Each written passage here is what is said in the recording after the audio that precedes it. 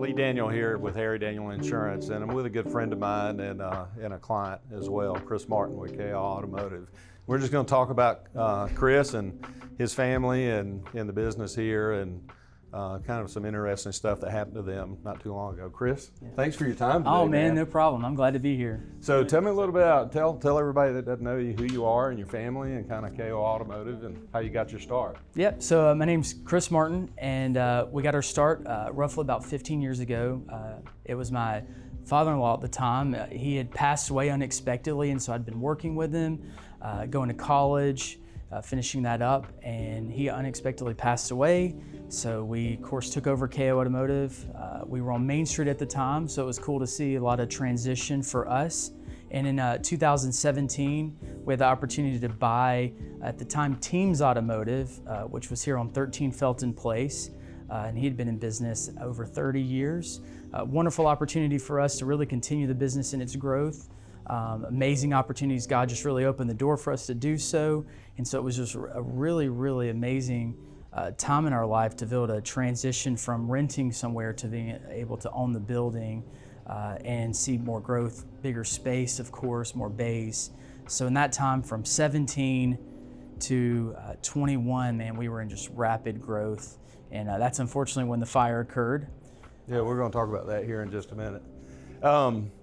I have to say this, and Chris is not only a client, but we're one of his clients too. And I made the joke when I came in today that for the Daniel family anyway, it was almost like a week without KO Automotive is like a week without sunshine. We're here so often. As a matter of fact, I had to bring my nephew Noah up here. Yep, Noah had to come in today. Yep. So show us your shop real quick. Okay. Let's kind of walk through it for just a second. And Chris, let's go back to July the 10th, 2021. Tell me about that day. How did it start out and kind of what happened? So it was pretty early. We were at the pool with the kids, and a little unexpected phone call from Jake, who worked for us at the time. And I think I'd actually missed the call, if I remember correctly. And then I ended up calling you, I think first. I think you were my first phone call to find out that, hey, the shop was on fire. Initially, we weren't sure if it was just a minor fire or a major fire, but as time progressed, we found out that it was not good. Yeah, it was a big deal. And how did that? What was the punch in the gut for you when you first heard that the business was on fire? Well, the first thing was, oh crap, what do you do? You know what I mean? I don't know how else to word it, but it was just, what do you do? Again, not what you're thinking about when you're out down at the beach and you're like getting the kids back out of the pool to just go start having some lunch. And that first initial call was, oh God, what's next? You've only ever heard of things like that happening. It's like what everyone always says, well, will that really ever happen to me? And then you find yourself in that place where, hey, I'm the guy that it happened to. And so that initial thought was, well, what's next? We need to get back home. We need to hurry. We need to just throw stuff in the car. And thankfully you were there to just say, hey, we got you. And I think if I remember correctly, Luke was, I think, on site within, I think while it was still on fire. He was. I was at a baseball tournament, as a matter of fact, actually en route to a baseball tournament for an all-star team. And you called me. I remember the day well. I was on Highway 61 on my way to Douglasville. And I called Luke after I spoke with you. And I believe he met your people up here. He was here, man. I mean, like clockwork. I couldn't ask for a truly better response. I've said it before. My dad always said that, this is our time to shine, and just to come to the house, the place of business, and not literally hold your hand, but just to comfort you and say, we've done things right. And you're going to be okay. Do you remember you were wanting to rush to get back home? I remember the conversation really well. It was very panicked. I was like, oh my God, we got to hurry. And you were just like, I don't know if you remember what I said, but do you recall? I just remember some of the gist, but you were just like, hey man, calm down. We got it. You got the right insurance in place. And this is going to take a minute. It's going to take oh, I do remember that. You're like, yeah, you did say that. It's going to take a minute. That's the bad thing about a claim, especially something like this. It's not going to go away in a hurry.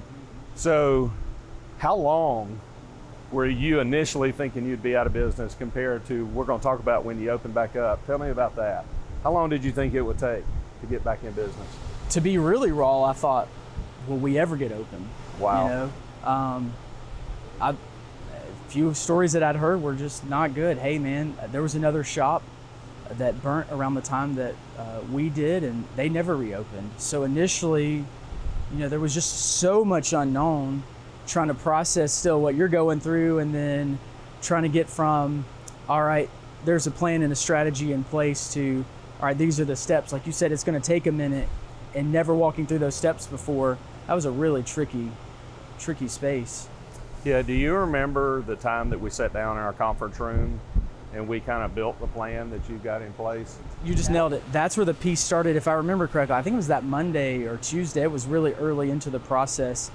And this is not a gloat on you moment, but I can tell you this. I thank God for the one thing is that I dealt with someone local, I dealt with someone that you can trust, and I dealt with a friend, because man, when you were facing everything, our entire livelihood was built on this business. Everything that God had done for us was built on like what KO represented and what it had done.